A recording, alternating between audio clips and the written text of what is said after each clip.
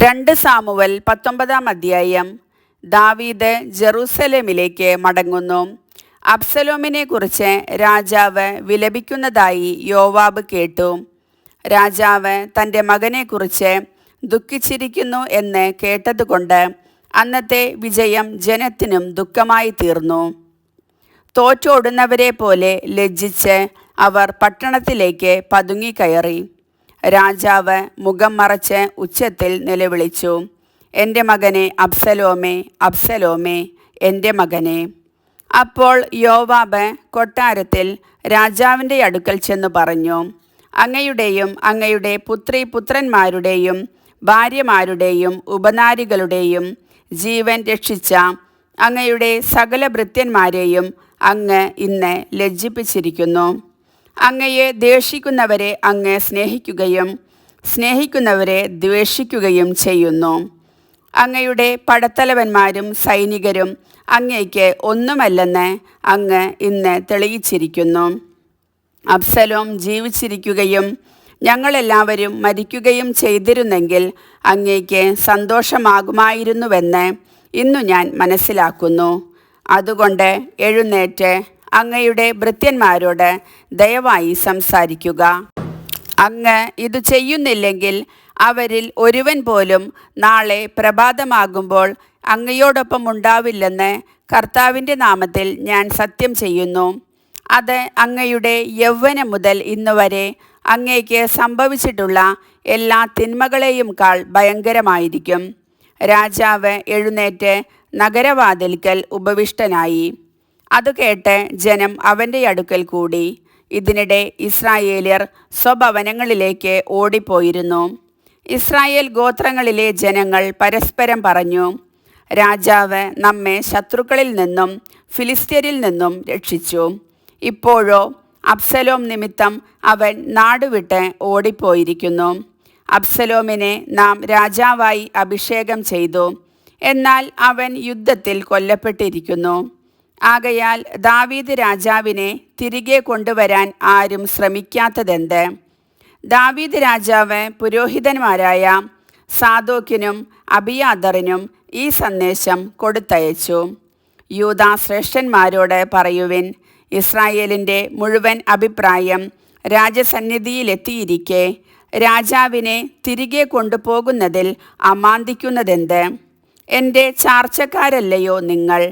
എൻ്റെ അസ്ഥിയിൽ നിന്നും മാംസത്തിൽ നിന്നുമുള്ളവർ. എന്നെ തിരികെ കൊണ്ടുപോകാൻ അവസാനം വരുന്നവർ നിങ്ങളായിരിക്കണമോ?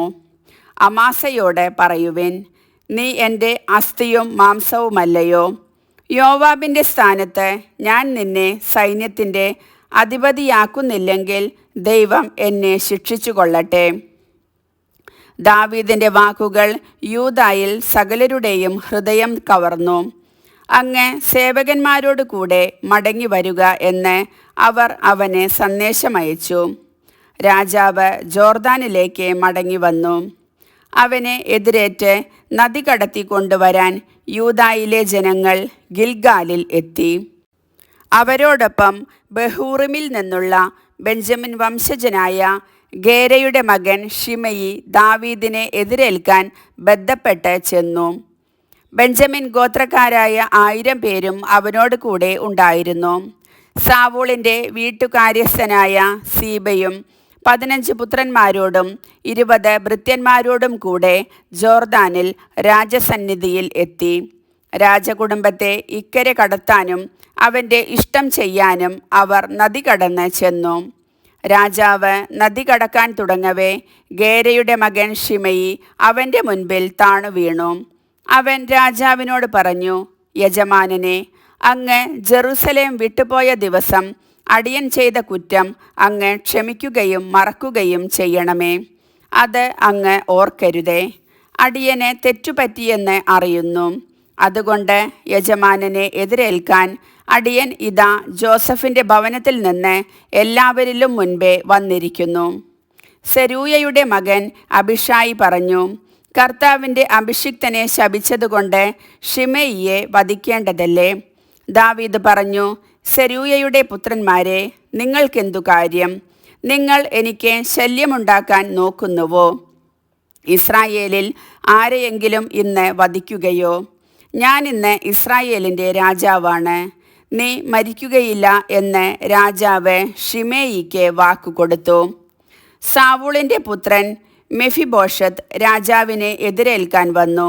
രാജാവ് ജെറുസലേം വിട്ടുപോയി. തിരികെ സുരക്ഷിതനായി വരുന്നതുവരെ അവൻ പാദം കഴുകുകയോ താടി ഒതുക്കുകയോ വസ്ത്രം അലക്കുകയോ ചെയ്തിട്ടില്ലായിരുന്നു. രാജാവിനെ എതിരേൽക്കാൻ ജെറുസലേമിൽ നിന്ന് അവൻ എത്തിയപ്പോൾ രാജാവ് ചോദിച്ചു, മെഫിബോഷത്ത്, നീ എന്നോടൊപ്പം പോരാഞ്ഞതെന്ത്? അവൻ പറഞ്ഞു, യജമാനനെ, അടിയൻ മുടന്തനെന്ന് അങ്ങ് അറിയുന്നുവല്ലോ. അങ്ങയോടൊപ്പം പോരേണ്ടതിന് കഴുതയ്ക്ക് ജീനിയിടാൻ അടിയൻ ഭൃത്യനോട് പറഞ്ഞു. എന്നാൽ അവൻ ചതിച്ചു. അവൻ യജമാനനോട് അടിയനെപ്പറ്റി നുണയും പറഞ്ഞു പിടിപ്പിച്ചു. എന്നാൽ അങ്ങ് അടിയന് ദൈവദൂതനെ പോലെയാണ്. അതുകൊണ്ട് ഇഷ്ടം പോലെ ചെയ്തു കൊള്ളുക. അങ്ങയുടെ മുൻപിൽ അടിയൻ്റെ പിതൃഭവനം മുഴുവൻ മരണയോഗ്യർ ആയിരുന്നു. എന്നാൽ അങ്ങയുടെ മേശയിൽ ഭക്ഷിക്കാൻ അടിയന് അവകാശം തന്നു. അങ്ങയോട് അപേക്ഷിക്കാൻ അടിയന് മറ്റെന്താണുള്ളത്? രാജാവ് അവനോട് പറഞ്ഞു, നീ ഇനി ഒന്നും പറയണമെന്നില്ല. ഞാൻ തീരുമാനിച്ചു കഴിഞ്ഞു. നീയും സീബയും വസ്തു പങ്കിടുക. മെഫിബോഷത്ത് രാജാവിനോട് പറഞ്ഞു, അത് മുഴുവൻ അവൻ എടുത്തുകൊള്ളട്ടെ. അങ്ങ് സുരക്ഷിതനായി കൊട്ടാരത്തിൽ മടങ്ങിയെത്തിയല്ലോ, എനിക്കത് മതി. രാജാവിനെ ജോർദാൻ കടത്തിവിടാൻ ഗിലെയാദുകാരനായ ബർസില്ലായി റൊഗലിമിൽ നിന്ന് വന്നു. അവൻ 80 വയസ്സുള്ള പടുവൃദ്ധനായിരുന്നു. വളരെ ധനികനായിരുന്ന അവനാണ് രാജാവിന് മഹനയീമിൽ വെച്ച് ഭക്ഷണം നൽകിയിരുന്നത്.